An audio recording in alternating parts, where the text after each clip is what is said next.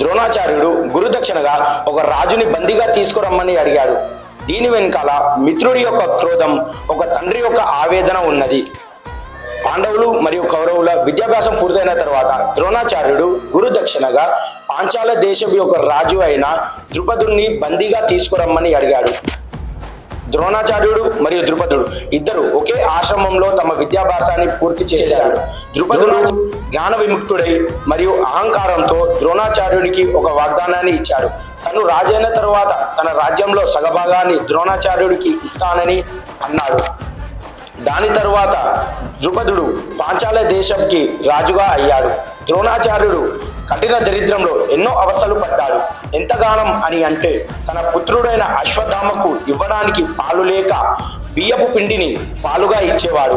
అది చూసి ఒక తండ్రిగా తన హృదయం తరుక్కుపోయింది. తన మిత్రుడైన ద్రుపదుడి దగ్గరికి వెళ్ళి ఒక ఆవుని అడుగుదామని అనుకొని పాంచాల దేశంకి వెళ్ళాడు.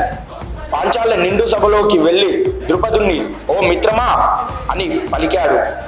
అప్పటికే రాజ్య సింహాసనం మరియు సంపదతో కలిగిన అహంకారం వల్ల ద్రుపదుడు ద్రోణాచార్యుణ్ణి తన మిత్రుడిలా స్వీకరించలేదు. పైగా పాంచాల నిండు సభలో ద్రోణాచార్యుణ్ణి ఘోరంగా అవమానించాడు. ఒక రాజు ఇంకో రాజుతోనే స్నేహం చేస్తాడని, ఒక రాజు సన్యాసితో ఎటువంటి స్నేహం చేయడు అని, తను ఒక బ్రాహ్మణుడిలా వచ్చి భిక్షం అడిగితే ఆవును ఇస్తానని, స్నేహితుడిలా అడిగితే ఎటువంటి భిక్షము దొరకదని చెప్పి నిండు సభలో ఎన్నో మాటలు అన్నాడు. ఆ అవమానాన్ని తట్టుకోలేకపోయిన ద్రోణాచార్యుడు, నీకు ఈ రాజ్యం వల్ల ఇంత అహంకారం వచ్చింది కదా, నేను నా శిష్యులతో నిన్ను ఓడించి నీ రాజ్యాన్ని లాక్కొని నీ అహంకారాన్ని అణగదొక్కకపోతే నేను భరద్వాజుని యొక్క కుమారుణ్ణే కాదు అని చెప్పి శపథాన్ని చేశాడు. మరియు కౌరవులు ద్రుపదుణ్ణి ఓడించలేకపోయినా పాండవులు మరియు అర్జునుడు ద్రుపదుణ్ణి ఓడించి వారిని బందీగా చేసి ద్రోణాచార్యుడి దగ్గరికి తీసుకొని వెళ్ళాడు.